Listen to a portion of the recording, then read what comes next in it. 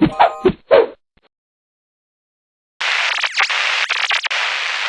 gente, tudo bem? Esse é o Guiana Cast e hoje a gente veio entrevistar a orientadora educacional do Instituto de Educação Fênix INSEP, a Ângela. Olá pessoal, tudo bem? Estou aqui à disposição, vamos lá! Tá bom, a gente queria saber mais sobre como que é o seu trabalho como orientadora educacional, qual que é o objetivo realmente principal desse trabalho todo e quais são os principais desafios para conseguir trabalhar em uma escola com tantos alunos. Às vezes você trabalhou em uma com até mais, né? Então, essa é a pergunta principal.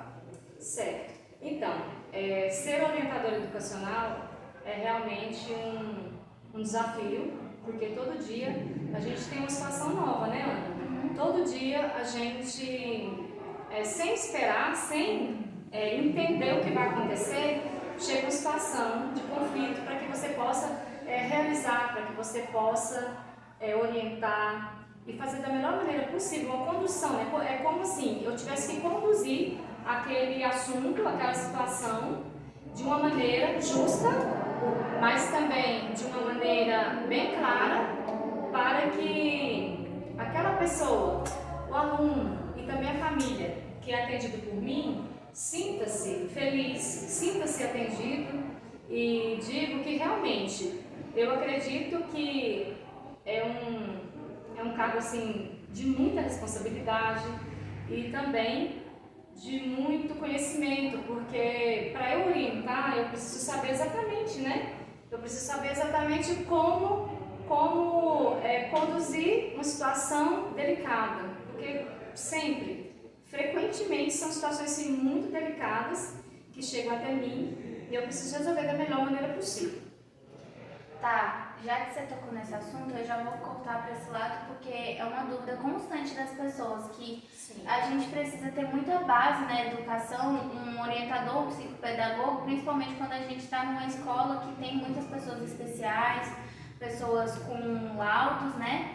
Principalmente quando se trata de uma doença que a pessoa veio a ter, não algo que nasceu, por exemplo, ao autismo, né? Por exemplo, a depressão, como que é, o que vocês fazem em um caso de, por exemplo, um aluno que é afastado por um tempo, depois tem que voltar a ser introduzido no ambiente escolar, depois desse tempo que ele teve que ser afastado pela doença? Quais são as medidas? Então, é uma das outras situações que a orientação cuida, que é atender, de preferência mais individualizado, o aluno que tem um laudo. E muitas das vezes tem aquele aluno também que apresenta traços, mas que ainda não tem um laudo. E que a gente já precisa ter assim um olhar bem diferenciado para esse aluno, para essa família, para que ele entenda assim, que ele está sendo incluído, logicamente, mas que a gente precisa, enquanto educadores, tanto da orientação, da coordenação como professores, precisaria assim, alcançar, né, esse aluno da mesma forma que a gente alcança os demais. E é um desafio muito grande, porque quando a gente percebe que esse aluno, vamos dar um exemplo, ele não tem laudo, mas ele demonstra, né, toda uma dificuldade de acompanhar a turma, de desenvolvimento também cognitivo ou comportamental, a gente precisa sim. A intervenção que é feita é chamar a família, conversar, saber um pouco da história, né? Saber um pouco da história desse aluno, dessa família, e até encaminhar, fazer alguns encaminhamentos que a escola pode ter autorização para fazer, que é um encaminhamento para um psicólogo, a escola pode fazer esse encaminhamento, até para um médico neuro. Mas tem situações em que a gente não pode fazer, que é diagnosticar. Eu posso indicar para um neuro, para que a mãe leve o aluno, eu posso indicar para um neuro, para que a mãe leve o filho a um médico, mas eu não posso confirmar e já dizer para ela, eu estou indicando, né, porque o seu filho é autista, eu não posso, a escola não pode fazer isso. Existe todo um conjunto de informações e investigação para ter esse laudo desse aluno que vai apresentar esse diagnóstico, né, já fechado de um autismo, um TDAH ou qualquer outro distúrbio que venha ou qualquer outro distúrbio que esse aluno possa ter. grande problema, por exemplo, a mente fechada de alguns pais em aceitar os laudos dos filhos. Muitas vezes eles se negam a levar para médico, Sim. porque essa questão da psicologia, muitos pais eles não aceitam, não acreditam na psicologia em si. E quando você encontra com um aluno com um caso mais agravado, sei lá, de autismo ou hiperatividade, que pode vir a até atrapalhar outras pessoas no ambiente escolar, e o pai se nega a levar qualquer tipo de, dar qualquer tipo de acompanhamento para o filho. Então, o que a gente faz nesse caso, né? A escola, ela tem uma responsabilidade, juntamente com uma obrigação de comunicar aos pais. É claro que a gente encontra um pai que aceita bem, um pai que até nos agradece porque ele não tinha percebido aqueles traços que muitas vezes na escola, no ambiente escolar, esse traço ele é mais evidente do que em casa, né? Principalmente quando é algo cognitivo. Sim, com certeza, porque a gente está mais próximo, o professor observa. E a gente tem essa responsabilidade de comunicar.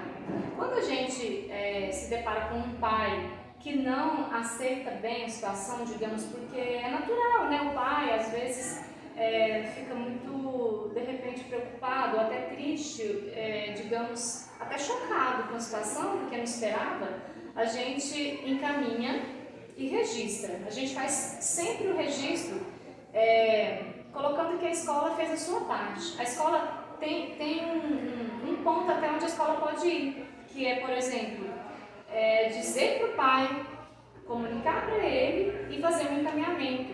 Nesse caso, um encaminhamento já para um médico neurologista. E se o pai vai aceitar ou não, Ana, aí vai ficar bem na responsabilidade já da família, do pai.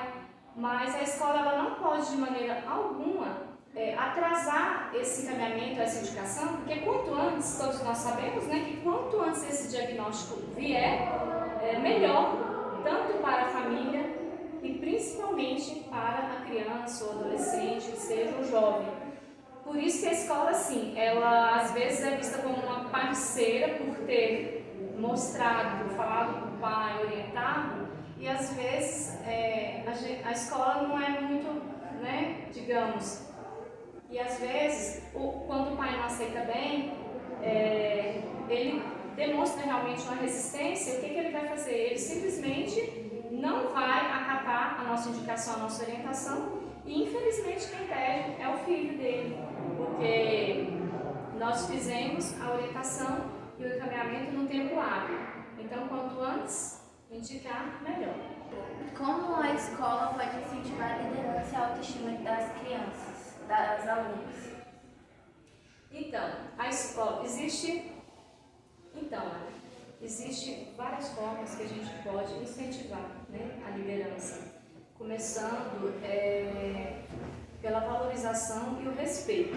Eu acredito que o SOI, o Serviço, né, de Orientação Educacional, ele tem várias maneiras, várias formas e projetos para se trabalhar essa questão do incentivo à liderança. Aqui no INSEF nós temos, inclusive, as assembleias que a gente faz, que é um dos projetos que trabalha muito e incentiva essa determinação, a liderança do aluno, e ainda dá o direito para ele, né, de criticar de forma positiva ou negativa, e tentamos, na medida do possível, logicamente, né, atender a esses pedidos, a ouvir esses alunos que vão estar fazendo as assembleias juntamente comigo, do SOI, e eu acredito que uma das formas mais assim, importantes, qualquer ser humano, qualquer pessoa, ela se sente muito valorizada e confiante quando ela é ouvida.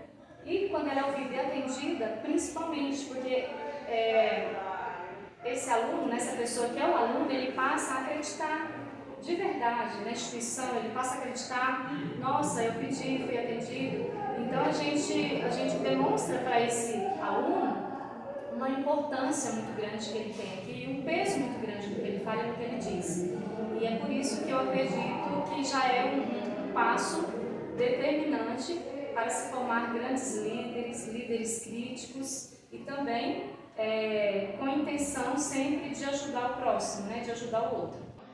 Obrigada. De nada. A gente já vai finalizar aqui. Tá certo.